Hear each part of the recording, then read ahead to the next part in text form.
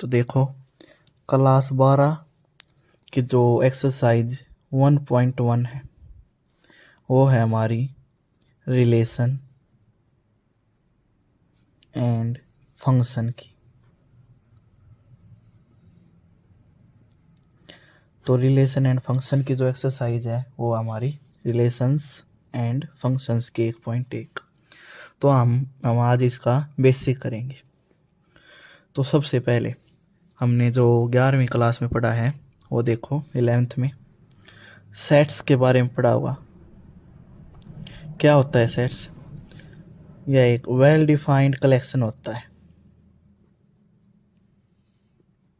क्या होता है? Well defined collection. यह ऐसा कलेक्शन होता है जो सबके लिए क्या होता है? बराबर होता है। जैसे जो यूनिवर्सल ट्रूथ है वो सब क्या है? सेट्स। जैसे मैं पूछ लूँ how many month in a year, तो एक साल में कितने मंथ होते हैं? सब इसका उत्तर क्या देंगे कि 12 होते हैं। तो सेट क्या होता है? एक वेल डिफाइंड कलेक्शन। ऑब्जेक्ट किसी का भी हो सकता है, जिसका आंसर सभी बराबर देंगे वो होता है हमारा सेट। अब इसी में हमने पढ़ा था एक कार्टेशियन प्रोडक्ट, जो कि 11वीं क्लास में हमने पढ़ लिया था इसका। तो कार्टेशियन प्रोडक्ट है वो हमारा प्रोडक्ट ऐसे होता है। देखो, माना जो हमारा ए सेट है उसमें हमको दे दिया कि ए और बी, और जो बी सेट है उसमें हमको दे दिया कुछ भी लगा लो सी और डी। तो अब इसका क्या करना है? हमें करना है इसका कार्टेशियन प्रोडक्ट। तो इसका प्रोडक्ट जो होगा वो देखो, वो होगा हमारा ए क्रॉस बी। इसमें देखो, इसमें हम लिखते हैं पहले ए के साथ सी, ए कॉमा सी। अब ए के साथ डी, ए डी। अब होगा बी सी, और अब होगा बी डी। तो ये आ गया इसका प्रोडक्ट। तो ये भी हमने 11वीं क्लास में सीख लिया है। अब इससे आगे जो हमारा रिलेशन होता है वो देखो क्या होता है। जो हमारा रिलेशन होता है वो होता है, वो हमेशा सबसेट होता है किसका? कार्टेशियन प्रोडक्ट का। यानी जो हमारा रिलेशन आएगा वो इन्हीं में से कोई आएगा। हमेशा इसका क्या रहेगा? वो सबसेट रहेगा। यानी जो हमारा रिलेशन है ये सबसेट रहेगा हमेशा किसका? ए क्रॉस बी का। और जो इसमें इसी का सबसेट का मतलब क्या है? यानी जो इसमें रिलेशन में हमारा आएगा वो इन्हीं में से होगा, इनसे बाहर नहीं होगा, इसका सबसेट होगा वो। जैसे यदि हम लिख लें अब कि पहले जैसे ए ये था, बी ये था, ए क्रॉस आ गया। तो इसी प्रकार से यदि हम इसमें आर करना चाहें, जो आर है, तो यदि रिलेशन हमने बनाया तो रिलेशन देखो जैसे इन्हीं में से आ जाए हमारे पास ए डी और ए सी। तो ये देखो, ये इसी में से आया है, ये इसी में से आया, तो इसी का हुआ नहीं सबसेट। ये सारा देखो ए डी ये रहा और ए सी ये रहा। तो इसका मतलब क्या है? जो आर है वो सबसेट हो गया किसका? ए क्रॉस बी का। तो जो यो आर है ये क्या हो गया? रिलेशन।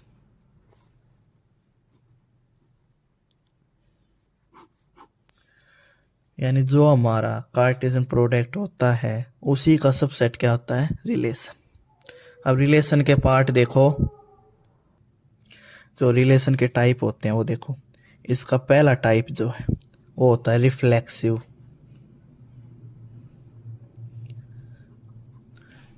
रिफ्लेक्सिव में क्या होता है? देखिए, रिफ्लेक्सिव रिलेशन होता है यदि ए बिलोंग्स टू आर हो, यानी जो दोनों वो हैं, जो हमारी संख्या वो दोनों क्या होनी चाहिए? बराबर होनी चाहिए। जैसे यदि हम लिख दें, कोई एग्जाम्पल ले लेते हैं, जैसे हमने लिख लिया कोई ए था सेट, उसमें दे रखा है ए बी सी, ठीक है। और जो हमारा रिलेशन है, रिलेशन दे दिया ए बी बी सी सी, मान लीजिए रिलेशन दे दिया।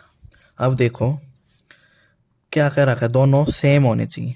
तो इसमें देखो ए बी और सी दे रखा था, तीनों के दो दो बार है ना, ए भी है, बी भी है और सी भी है। तो इसका मतलब क्या है, ये रिफ्लेक्सिव है। अब इसके अलावा मान ले इसमें और कुछ दे रखा होता, जैसे दे दे ए बी दे देता और बी सी दे देता, तो अब भी ये रिफ्लेक्सिव है, हमें इनसे कोई मतलब नहीं। ये देखो जितने इसमें हैं उन सब का दो दो, उन सब का जोड़ा मौजूद होना चाहिए, जैसे ए बी सी, और यहाँ डी और होता तो डी भी। अब यहाँ मान लिया हम ऐड कर लेते हैं डी को, क्या अब ये रिफ्लेक्सिव है? नहीं है। क्यों? क्योंकि डी का हमारे पास जोड़ा नहीं है। अब यहाँ पे डी और लिख दें हम, तो अब क्या हो गया, ये रिफ्लेक्सिव तो हो जाएगा रिफ्लेक्सिव। तो इसका दूसरा जो होता है रिलेशन, वो होता है सिमेट्रिक। तो जो सिमेट्रिक होता है,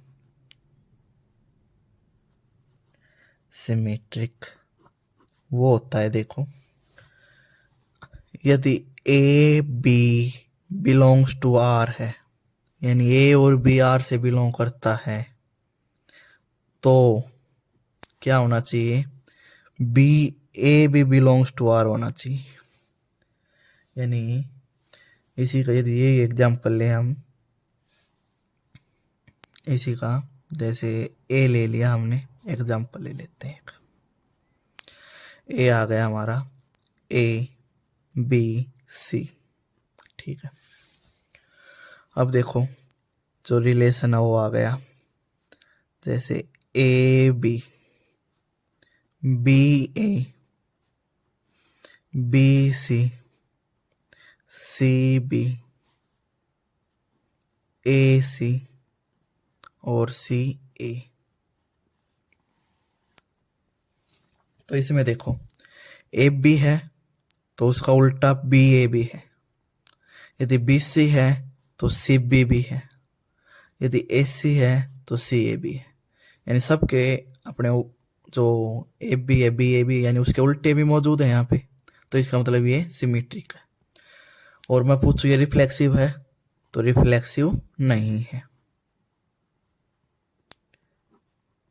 क्योंकि रिफ्लेक्सिव होने के लिए क्या चाहिए, इसको ए बी और सी और चाहिए। अब ये क्या हो गया, रिफ्लेक्सिव भी हो गया और सिमेट्रिक भी हो गया। और इस अब देखो तीसरा इसका जो टाइप है वो है ट्रांजिटिव का। ट्रांजिटिव में देखो जो A B belongs to R होना चाहिए, और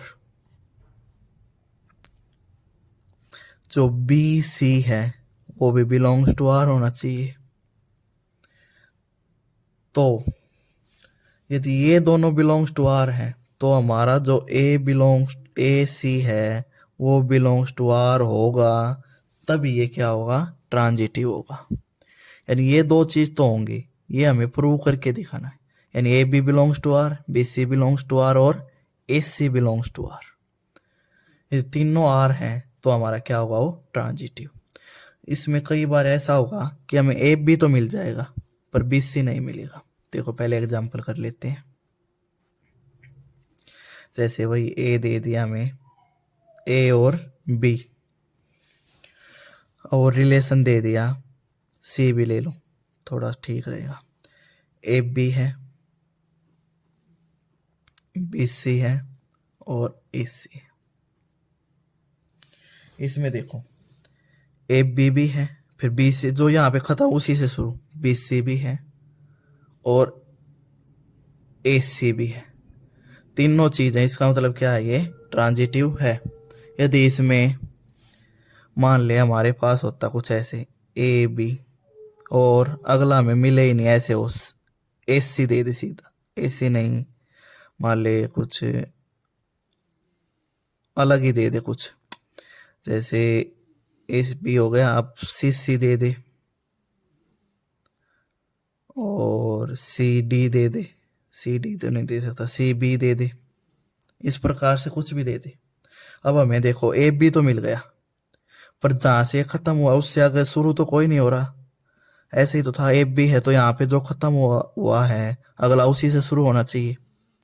इसमें देखो बी पे खत्म हो पर बी से शुरू कोई नहीं है, तो इसमें हमें बी सी नहीं मिला। तो यदि हमें दूसरा मिले ही नहीं, यदि हमें कोई जैसे ए बी मिल गया, बी सी मिले ही नहीं, तो भी ये ट्रांजिटिव होगा। ये सबसे इम्पोर्टेंट पॉइंट है इसका, कि यदि ए बी मिल जाए पर बी सी ना मिले तो भी ये ट्रांजिटिव होगा। और इसमें एक तीसरी बात है, जो रिफ्लेक्सिव भी हो, सिमेट्रिक भी हो और ट्रांजिटिव भी हो, उसे हम बोलते हैं इक्विवेलेंस रिलेशन। तो कई क्वेश्चन में पूछ लेगा कि इक्विवेलेंस रिलेशन है या नहीं है, तो जिसमें रिफ्लेक्सिव भी हो, सिमेट्रिक भी हो, ट्रांजिटिव, तीनों चीज होंगी तो क्या होगा, वो रिफ्लेक्सिव होगा।